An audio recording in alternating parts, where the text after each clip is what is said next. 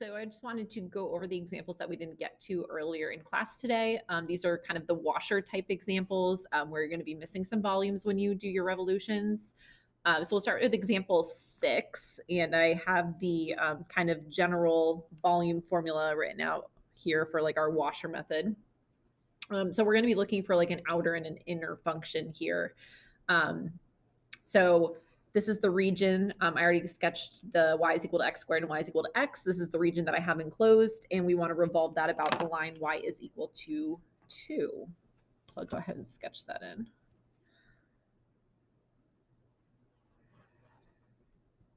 So we're talking a revolution about a line y equals. So we're probably talking about a horizontal revolution here. So we should be thinking about integration in terms of x. So if I were to look to see what that might look like, there's going to be kind of the other leaf of my graph up here. And then we're going to get some sort of like, looks like a bowl shape kind of here. Not the best sketch, but. So what we're looking for here is going to be what our outer is and what our inner is. So again, we want to kind of think about it in terms of the radius of what this cross section would look like. So we're really looking for kind of the distance from the axis of revolution down to a function. And since we do have two different functions here, we are going to be talking about, like I was saying, the outer versus the inner. So our outer function, and we're thinking in terms of top minus bottom here. Again, since we're going to be integrating in terms of x. So it looks like our top function here is going to be this line y is equal to 2. And for our outer function, the outer function is going to be this x squared, because that's our bottom function here.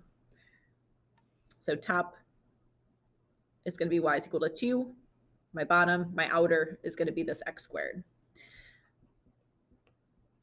My inner function, again, I'm going to be talking top minus bottom here. So in this case, again, my top function is still this y is equal to 2, but my inner function is actually going to be this linear piece here. So my bottom, if I think about what this is telling me, my top is 2, my bottom is going to be this y is equal to x. So my outer function is going to be the x squared. My inner function is going to have to do with that y is equal to x. So when I go to do my actual calculation here, it's going to be pi times the integral from, and we're talking x's here, so we're looking for our x values. So it looks like our x value starts at 0, x value ends at 1. And we're going outer squared. So outer is going to be 2 minus x squared squared minus inner squared, which is going to be 2 minus x squared dx. And I would just use the calculator to evaluate this at this point. I wouldn't bother trying to simplify any of this. I believe you're going to end up getting 8 over 15 if you just use your calculator to evaluate the integral piece and then multiply that by pi. So we're going to get 8 pi over 15 as our volume.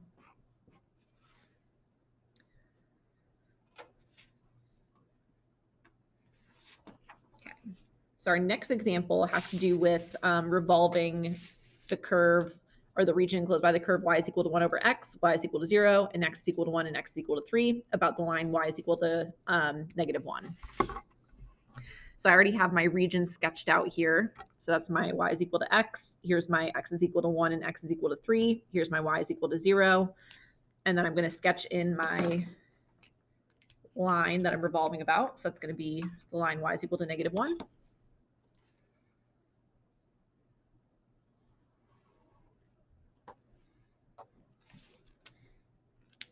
And when I do my revolution,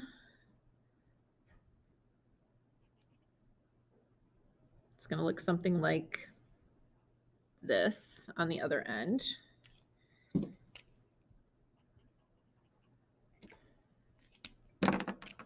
So here again, my cross sections are going to be circular. We are revolving horizontally still, so we're talking about integration in terms of x. So if I think about what my outer function is here, or if I find out what my radius is here, my outer function actually is this top function. So top minus bottom here is going to be the 1 minus x is the one that I have on the top. And then my bottom function is actually going to be this axis of revolution. So minus -1. So top function of 1 minus x minus the axis of revolution of -1, which is going to give me 1 over x plus 1. My inner function here, again, still working top minus bottom. My top part here is actually going to be this line y is equal to 0, because that's my inner piece. And my bottom is going to be the line y is equal to -1. So my top minus bottom here is 0 minus -1, which is actually just going to give me 1. So my outer, top 1 minus x, bottom is -1. My inner is 0, bottom is -1.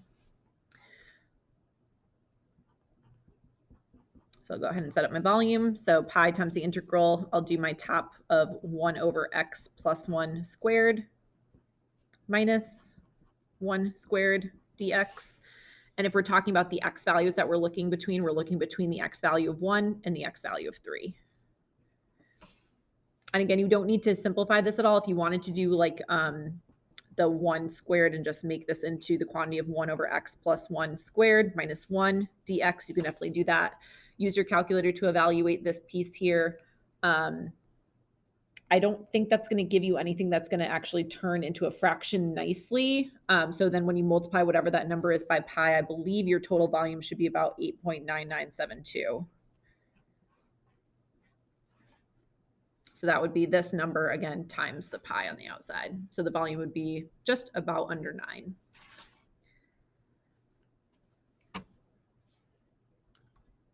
All right. So in example 8, this is actually going to be a vertical rotation problem. So we're looking for the volume of the region enclosed by the curve y is equal to the square root of x. I graphed that in already. The lines y is equal to 0 and x is equal to 3. So I shaded in the region that we're looking for here. And we're rotating it about the line x is equal to 6. So this one's going to be off my graph a little bit. So here's my axis of rotation. And again, since we're rotating vertically, we're probably going to want to integrate in terms of y. So my other piece on the other side might look something like this. It's not very accurate.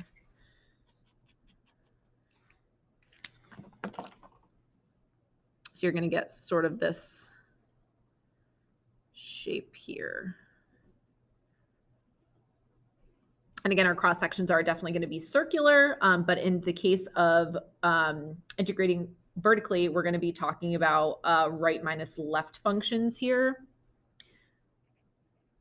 So my outer and my inners are still going to be labeled as outers and inners, but now we're going to be talking about right minus left function.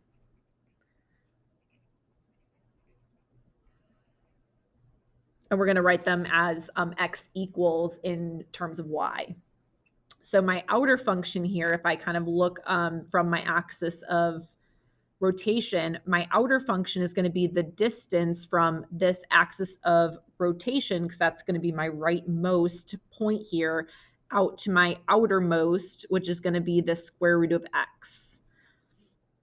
So my right function is going to be this 6 minus, and again, my outermost function is going to be the square root of x, but I want to write it in terms of an x equals because I'm integrating in terms of y. So this is actually x is equal to y squared. So when I write this is going to be 6 minus y squared. So right minus left. And then my inner function is still going to start out this 6. So my right is still going to be 6. But if we look at the left function, my inner function is actually going to be this line x is equal to 3. So my right minus left here is actually going to be 3. So my outer starting at the 6 going out to that square root of x, but again, written in terms of x equals, it's going to be y squared. My inner is going to be starting at the right of 6 and then going to the inner function of 3. And when you subtract that, that's going to be 3. So remember that our volume is going to be pi times the integral from c to d of our outer squared minus our inner squared dy. So my outer squared is going to be 6 minus y squared squared minus the inner squared of 3 squared dy. And if we're talking about the y values, we know that our bottom y value is definitely going to be 0, but our top y value is going to be where we want the line x is equal to 3 and this square root of x being intersected. But if we're talking about it in terms of y, we want to know where y squared is intersecting 3.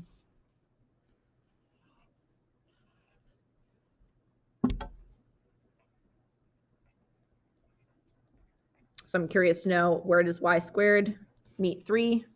That's going to be at plus or minus the square root of 3. Since we're talking about positives, we're really just looking for the positive 3 here.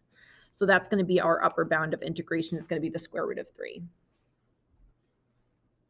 And again, if you wanted to clean this up a little bit before you put it in your calculator, you definitely can. 0 to root 3 of 6 minus y squared squared. And then if you wanted to write that as minus 9 dy and then calculate from there, you can. Again, since your upper bound is a square root, that's not going to give you anything that's going to kind of turn nicely into a fraction. So whatever this number is times pi should be about 91.4155. All right, so now it is going to be your turn to try some homework problems. Let me know if you have any questions.